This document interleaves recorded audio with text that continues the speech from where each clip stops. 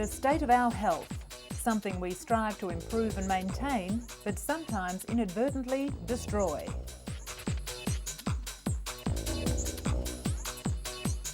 Universally, it's vitally important. The Germans have a universal word for it. Gesundheit. Coming up in today's edition, we see what life's like for the first generation of teens born with HIV through the eyes of one brave young man. And while the antiretroviral drugs are improving, people's prejudices have hardly changed at all.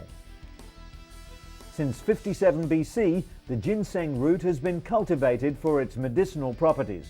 It's thought to improve circulation, heal respiratory diseases, and boost vitality. Now, researchers at Seoul National University claim the root may even suppress cancer. In Russia, a summer camp has been turned into a center for the treatment of children with mental and physical disabilities. The camp, funded and run by a Moscow medical charity, uses animals in its unique rehabilitation program. And seeing the plaque that envelops the mind of Alzheimer's sufferers, a major breakthrough in diagnosing this ravaging illness. Patients are injected with a new chemical that seeks out the abnormal deposits in the brain.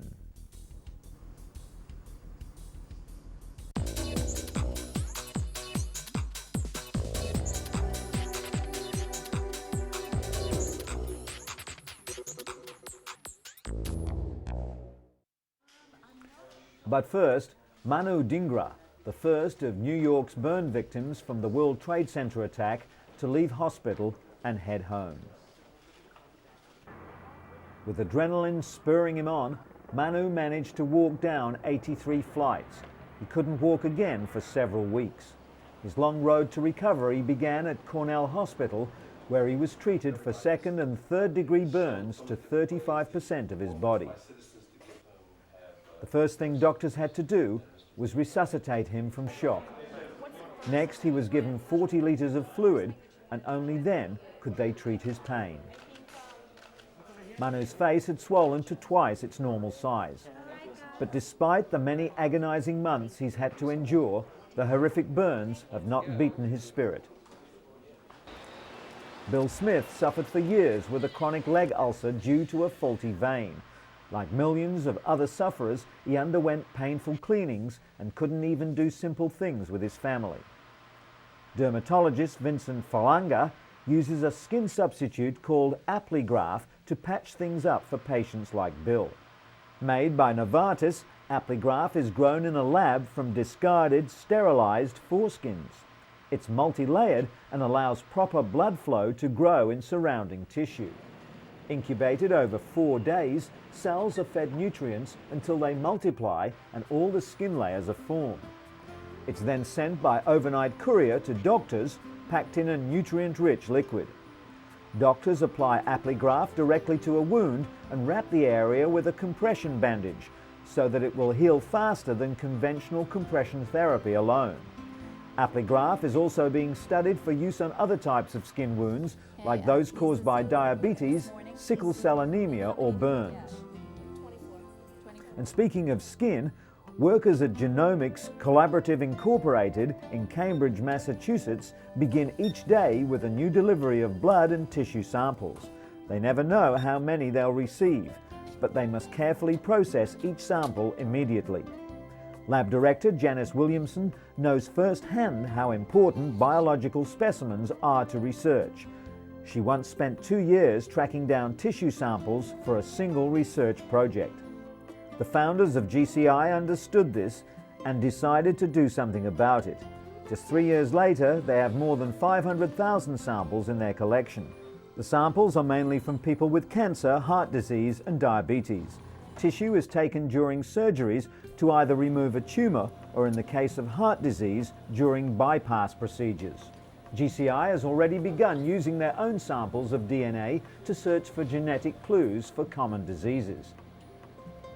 With hundreds of samples on each chip, they're helping others as well as themselves fund and potentially find future cures. And for the past 4 years, Diana Campuzano has been on the painful road to recovery. She was badly injured during a 1997 Jerusalem suicide bombing. She's seen here being treated moments after the bomb ripped open her face.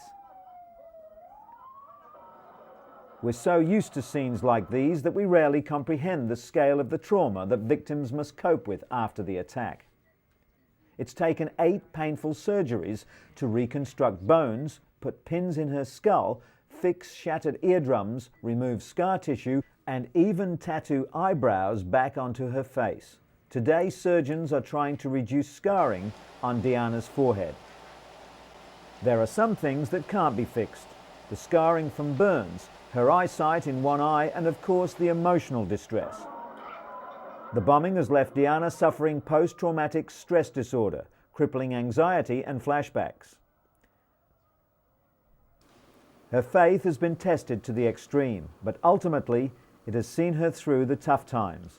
According to Diana, despite it all, she's grateful to be alive.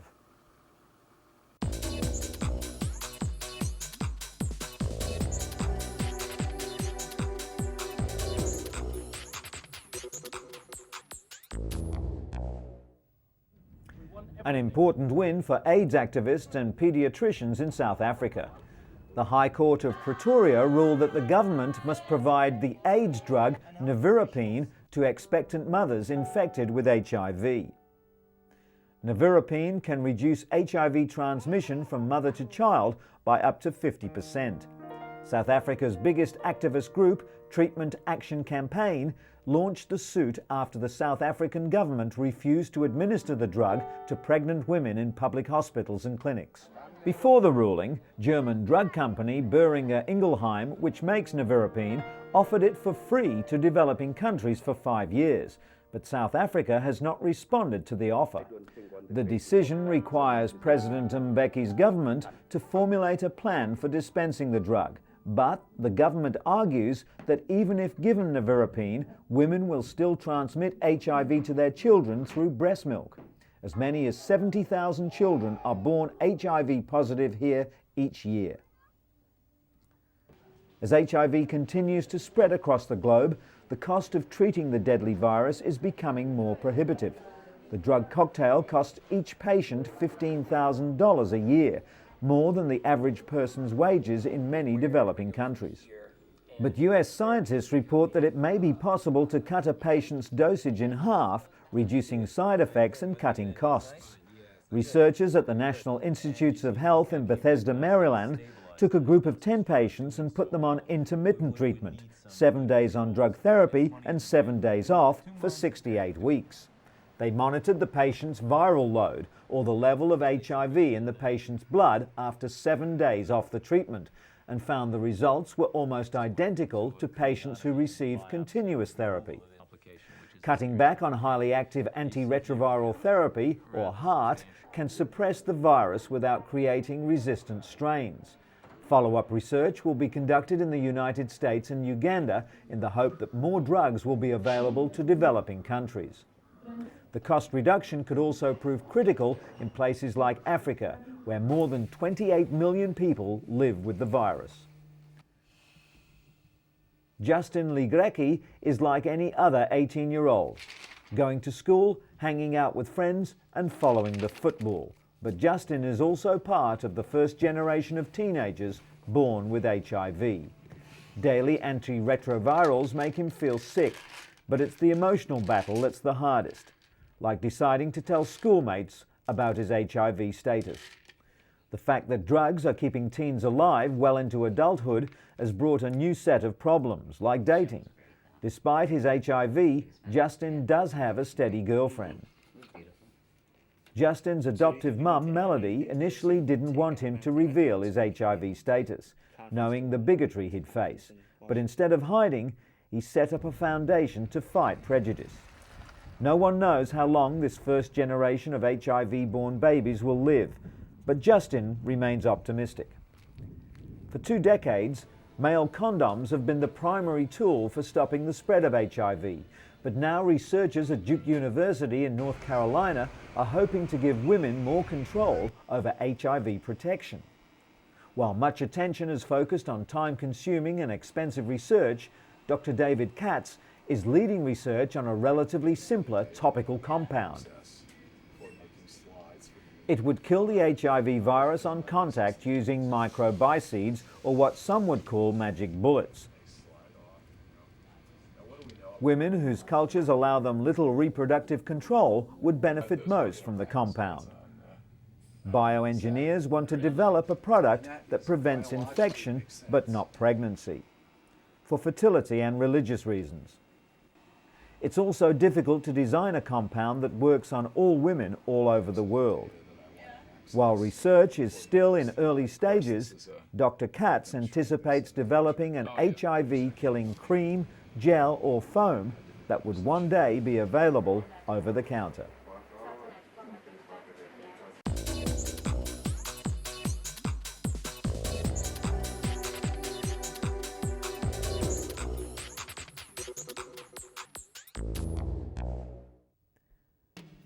The ancient medicinal ginseng root is big business in Korea. Like cherished artwork, the older it gets, the more it costs. A 124-year-old root was recently auctioned off for a staggering $81,000 US. The reason? Ginseng is thought to improve circulation, heal respiratory diseases, stave off colds, and boost vitality. Since 57 BC, the root has been cultivated for its medicinal properties. The Korea Ginseng Corporation produces 600 tons of red ginseng each year, 40% of which is exported. Ginseng derives its pharmacological property from a soap-like substance known as ginsenoside. Now, researchers at Seoul National University claim the root could even suppress cancer. Such scientific accolades are only expected to boost sales and expectations even higher.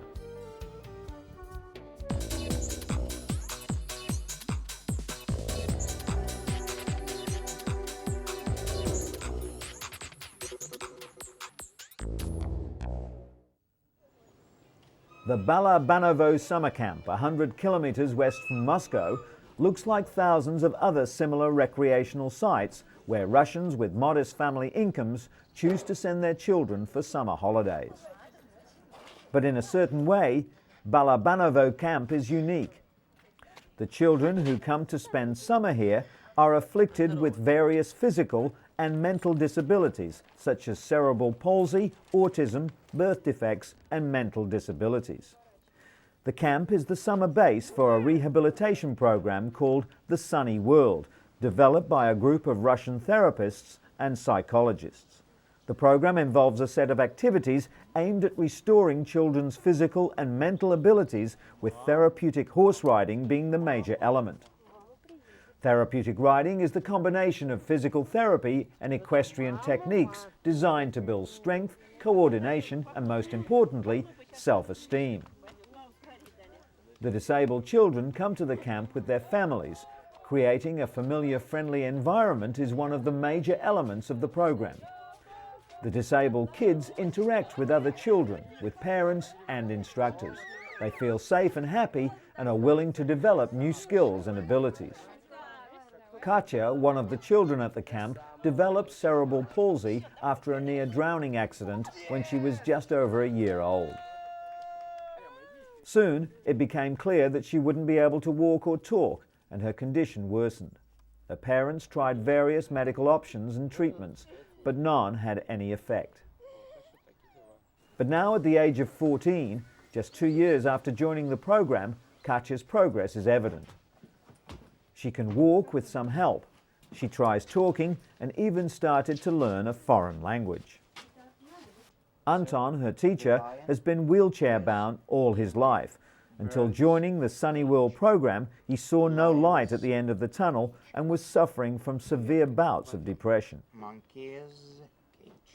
Now he's about to become a professional English teacher. Horse riding and animal therapy are not new. Similar methods have been applied in countries with well-established facilities for the disabled.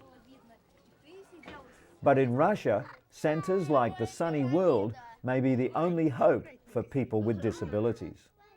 About 200 children are currently attending the rehabilitation program. Despite the fact that summer camp forms an essential part of the program, only half of the children will make it to Balabanovo this year.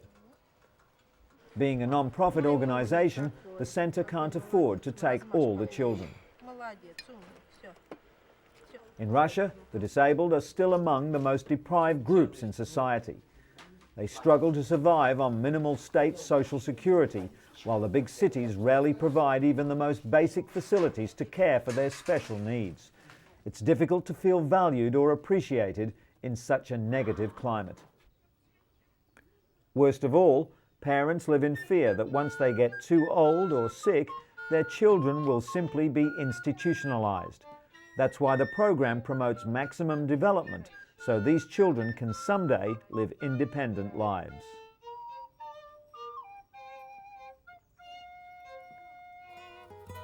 And in an update to a story we brought you a few weeks ago, separated Siamese twins Ganga and Jamuna Shrestha are going home to Nepal. The rare babies underwent a 97-hour operation at Singapore General Hospital to separate their skulls. Jamuna, the stronger of the two, is learning to sit, while Ganga is gaining control of her head but has difficulty fixing her vision. The babies have not suffered any major strokes, brain swelling or infections, according to Professor Ho Lai Yun. Dozens of well-wishers, doctors and nurses were at the airport to bid them farewell. The twins and their family spent more than a year in Singapore and will return one day for more reconstructive surgery. After an emotional and thankful scene, the twins, their parents and grandparents left for Kathmandu. There they'll stay until the girls are healthy enough to return to their distant home village with only scant medical facilities. In stark contrast, a beacon of hope shines brightly in New York City. The Montefiore Children's Hospital offers the latest technology and surrounds to help youngsters deal with what can often be a scary experience. Movable computers allow healthcare providers to take notes more easily and ensure that proper medications are prescribed. The kid-friendly environment encourages patients to learn as well as heal. The lobby highlights the building blocks of life, and each ward has a theme. The playrooms and ceilings keep the mood bright, while a mural with daisies and a farmyard hides scary-looking equipment. But for kids, it's all about that big TV. Best of all, any child is welcome at Montefiore. That's why it's situated in one of the roughest neighborhoods in New York. The high-tech wonder can turn an often terrifying experience into a time of wonder and exploration.